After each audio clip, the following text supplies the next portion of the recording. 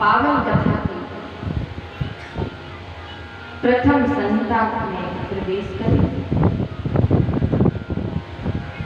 जिसको विश्वेश्वर संहिता कहते हैं।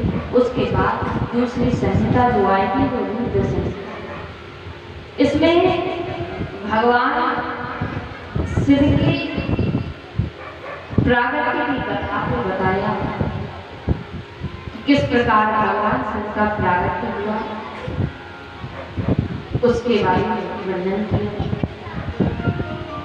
88,000 स्वानुवादी ऋषि सूत जी महाराज से प्रश्न करते हैं, प्रभु एक बात बताइए, आने वाले घनघोर कलयुग में लोग बहुत पापी हो जाएंगे, ऐसे लोगों का कल्याण कैसे होगा? सूत जी महाराज ने बड़े ही नम्रता के साथ उत्तर दिया, विश्वास जी, जब तक शिव महापुराण का उदय नहीं होगा तब तक लोग अंधकार में रहेंगे। जैसे ही शिव महापुराण का प्रागट्य एवं इसका प्रचार प्रसार धराधाम पर होगा, लोग जो सच्चे भक्त होंगे, जिन्होंने वास्तविक रूप से पूर्ण निष्ठा के साथ अगर शिव महापुराण की कथा सुनी होगी, तो वो उसी क्षण पाप से मुक्त हो जाएंगे। अगर एक बार अपनी मुख से भगवान शिव का उच्चारण भी कर दिया, उसी क्षण अपने पापों से मुक्त हो जाएंगे।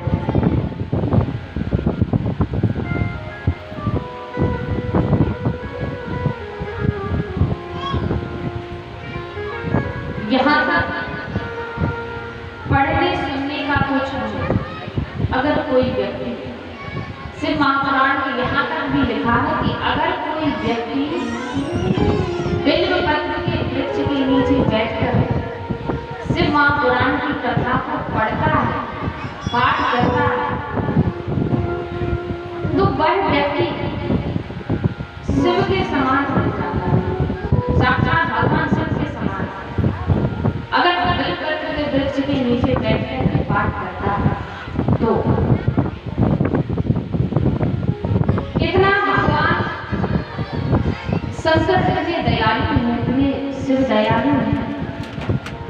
यहाँ तक भी लिख दिया कि अगर जो व्यक्ति साल भर भगवान शिव की भक्ति करता है, साल भर, देखिए हर वर्ष आप कथा कराते हैं, घर में ग्रंथ ना हो तो आप मंगा कर रखिए, शिव महापुराण को नित्य प्रतिदिन घर में पढ़ा करके, चाहे 1 लाइन 2 लाइन जितना बने उतना पढ़े। यहाँ का लिखा कि अगर कोई व्यक्ति साल भर भगवान शिव की पूजा करता है और मात्र एक दिन शिवरात्रि के दिन ही निराहार व्रत रह करके भगवान भक्ति की बिल्कुल भगवान शिव की भक्ति शिवरात्रि के दिन व्रत रखे, बिल्कुल निष्काम भाव से अगर एक दिन व्रत रख ले, तो जो व्यक्ति साल भर उनकी पूजा करता है उसका और शिवरात्रि के दिन का व्रत रखने वाले का पुण्य एक समान रहता है। साल भर पूजा करने के बाद और एक दिन शिवरात्रि के दिन पूजा करने के बाद दोनों का पुण्य बराबर होता है। तो जो व्यक्ति साल भर पूजा नहीं कर सकते, कामों की वजह से व्यस्त रहते, वो मात्र शिवरात्रि के दिन भगवान की पूजा करके उतना ही पुण्य प्राप्त हो जाता है। तो भगवान शिव की लीला बड़ी अद्भुत है। सूत जी महाराज कह रहे हैं कि एक बार बस पूर्ण निष्ठा से कोई भक्ति उनकी कर ले, भगवान शिव को श्रवण कीर्तन मनन तीनों प्रकार से सौनक प्राप्त किया जा सकता है। श्रवण क्या? उनकी चर्चा को सुनना, उसके माध्यम से भी हम उनको प्राप्त कर सकते हैं। कीर्तन, उनके नाम को गाना, उनका जप करना, उससे भी हम उनको प्राप्त कर सकते हैं। और मनन, उनके बारे में सोचना, उनके बारे में विचार करना, मन विचार तो हम भी करते हैं, पर हम दुनिया वालों के विचार करते हैं, उनके नहीं करते। विचार हम भी करते हैं, कोई पैसे का विचार करता है, कोई घर वालों का विचार करता है, पत्नी अपने पति का विचार करती है, और कोई अपने मित्र का विचार करता है। अपने अपने विचार हैं, लेकिन वही विचार अगर भगवान का हो जाए तो कल्याण हो जाएगा। लेकिन हमारा विचार भगवान का ना होकर के दुनिया वालों का होता है, इसीलिए हमारे जीवन में कष्ट है। कष्ट का दूसरा नाम कल्पना है। कैसे? बहुत सारी विचार करना भी कष्ट प्रदान करता है। हमेशा देखना, जो व्यक्ति ज्यादा सोचता होगा, मैं ऐसा कर लूंगा, मैं वैसा कर लूंगा, ये हो जाएगा, वो हो जाएगा, उस समय आने पर अगर वो ना, हमने सोचा था हमारा ये काम बन जाएगा, हमारा काम नहीं बना, तो हम दुखी, क्योंकि हमने सांसारिक कल्पनाएं अपने मन में धारण कर रखी। जिस दिन हम ये सांसारिक कल्पनाएं त्याग देंगे, उस दिन जीवन के कष्ट समाप्त हो जाएगा। तो हम विचार करते हैं, मनन करते हैं, पर भगवान का नहीं, सांसारिक वस्तु होगा। तो कब मनन अगर करना है तो भगवान के नाम का करना है। तो इन तीनों माध्यमों से हम भगवान को प्राप्त कर सकते हैं। बोले अच्छा महाराज, बोले एक बात बताइए। बोले हाँ, किस प्रकार से मनन कीर्तन उनका करना चाहिए कि कल्याण हो जाए।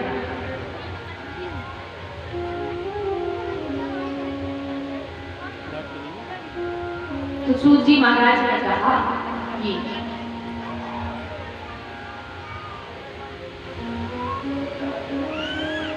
तीसरे नंबर पर आता है श्रवण, सुनना। दूसरे नंबर पर आता है मनन, विचार भगवान के बारे में। सुनना क्या, कहीं भी कीर्तन हो रहा है सुन लिया, घर में टीवी में कथा आ रही है सुन ली, गांव मोहल्ले शहर में कथा हो रही है उसको भी सुन लिया, ये श्रवण है। मनन क्या है, उनके मन में उनके बारे में विचार करना, ये मनन है। और इससे भी श्रेष्ठ जो प्रथम नंबर है वो कीर्तन। कीर्तन प्रमुख है, इसको पहला स्थान दिया गया। क्यों? क्योंकि कीर्तन व्यक्ति खुद करता है और कीर्तन के माध्यम से दूसरों का भी कल्याण करता है। कैसे? कि यही कीर्तन, यही शिव जी का, जैसे मान लीजिए कथा में हम कीर्तन करते हैं, यही शिव जी का कीर्तन हम अपने मन ही मन में करें तो आपको पता चलेगा क्या? नहीं चलेगा कि हम क्या कर रहे हैं। और यही कीर्तन हम अपने घर के कमरे में गाएं, जोर जोर से पुकारे भगवान राम राम सीता राम जपे अपने घर के कमरे में, तो कौन सुनेगा? केवल हमारा परिवार। और यही कथा में माइक के माध्यम से हम गाते हैं तो कितने लोग सुनते हैं? यहाँ बैठे पशु पक्षी पूरा गांव सुनता है। अब सोचो, घर के कमरे में गाए तो 2-3 लोगों ने सुना, उनके कानों में जो आवाज पहुंची उसका भी पुण्य आपको मिला। और महाराज मन ही मन में गाया तो किसी ने नहीं सुना, वो हमको ही सुनाई दिया। और जोर जोर से माइक में गाया तो कितने जीवों ने सुना। तो उन सब जीवों के हिस्से का आधा आधा उसके हिस्से में जाता है जो जोर जोर से कीर्तन गाता है। कीर्तन का पुण्य सबसे बड़ा है। अब कीर्तन को हम कई प्रकार से कर सकते हैं। कीर्तन आपने देखा होगा, कई लोग संकल्प कर लेते हैं कि हम 10 बार 11 बार 21 बार 51 बार भगवान का नाम लेंगे। तो क्या करते हैं कि बोले 11 बार नाम लेना है तो उंगली से नाम लेते जाएंगे, ओम नमः शिवाय। कोई राम का नाम लेता है तो राम राम सीता राम राधे श्याम जय श्री राम, अपने अपने अनुसार। तो उंगली से गिनता जाएगा कि भूल ना जाए, 11 हो जाए, 21 हो जाए। तो शिव महापुराण में लिखा है कि जो उंगली से गिन करके जप करता है उसको ज्यादा पुण्य नहीं मिलता। अन्य अन्य कौन? उंगली से जप करने वाले को 1 गुना फल मिलता है, 1 गुना फल मिलता है। उसके पश्चात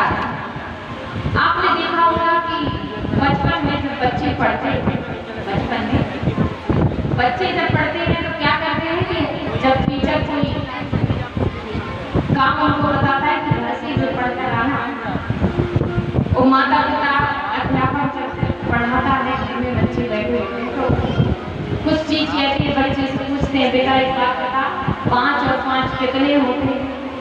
अब बचपन में बड़े तो जल्दी बता देंगे 10 होते हैं। अब छोटे से बच्चे से पूछा जाए कि 5 और 5 कितने होते हैं तो वो जोड़ कर वो क्या कहेगा, लाइन खींचता है।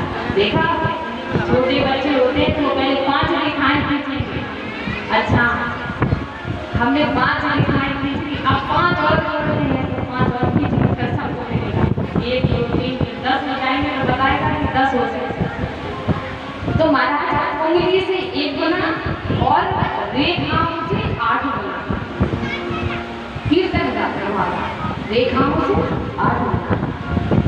उसके पश्चात और भी कई प्रकार के जप हैं। मूंगा का नंग देखा आपने, मूंगा होता है हरे रंग का। मूंगा का जो नंग होता है अगर आप उससे भगवान शिव का नाम लें, उससे जप करें तो उसका फल मिलेगा 1000, उसका फल ज्यादा मिलता है 1000। उसके बाद आता है एक नंग स्फटिक का, उसका फल मिलता है 10,000 गुना। स्फटिक कैसा होता है, सफेद कलर का। स्फटिक से माता लक्ष्मी भगवान शिव जी की पूजा करती है। कौन करती है, माता लक्ष्मी। तो जो व्यक्ति अपने घर में शिव जी का जप स्फटिक की माला से करता है, सफेद कलर की, कैसे अभी पहचान नहीं पहचानी हम बता रहे। कल जो हम पहन कर आए थे देखिए वो स्फटिक की माला। अब उस माला से अगर कोई शिव जी का जप करे तो वो लक्ष्मी प्रदान करती है। आपने देखा होगा कि हरिद्वार वगैरह हम जाते हैं तो शिवलिंग स्फटिक की लाती है सफेद कलर की, देखिए सफेद कलर की कांच जैसे चमकती है। अगर ओरिजिनल मिल जाए तो बहुत अच्छी बात है। अगर असली स्फटिक है और उससे पूजा की जाए तो माता लक्ष्मी सदैव कृपा बनाए रखती है, क्योंकि शिव जी की पूजा माता लक्ष्मी स्फटिक के नाम से करती है। तो कहा स्फटिक से जो भगवान का जप करे तो पुण्य मिलता है 10,000 गुना। उसके बाद नंबर आता है कुसा।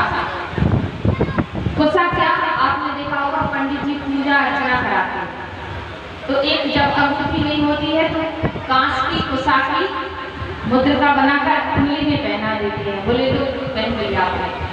तो उंगली में जो वो कुसा पहनाते हैं उसी कुसा में गांठी लगा ली जाए महाराज, गांठी लगा दी जाए और 108 गांठ लगाकर उसको बना दिया जाए। तो अगर उस कुसा से भगवान का जप करें तो उससे श्रेष्ठ कुछ भी नहीं, वो सबसे उत्तम है। कुसा ओरिजिनल रुद्राक्ष, असली रुद्राक्ष है, अगर वो मिल जाए तो रुद्राक्ष और कुसा बराबर तुलना में आता है। तो जो व्यक्ति कुसा से असली रुद्राक्ष से भगवान का जप करे तो वो सर्वोत्तम है, उससे उत्तम कुछ नहीं। तो जो हमको चाहिए, अगर हम लक्ष्मी प्राप्त करना चाहते हैं कि लक्ष्मी माता सदैव कृपा बनाए रखें तो भगवान शिव जी का जाप स्फटिक की माला से करें। और मोक्ष प्राप्त करना चाहते हैं तो भगवान शिव जी का जप कुसा या ओरिजिनल असली रुद्राक्ष से करें। अब जो मार्केट में जगह जगह मिलते हैं वो असली नहीं है, जो बाजार में जगह जगह पर मिलते हैं वो असली नहीं होते।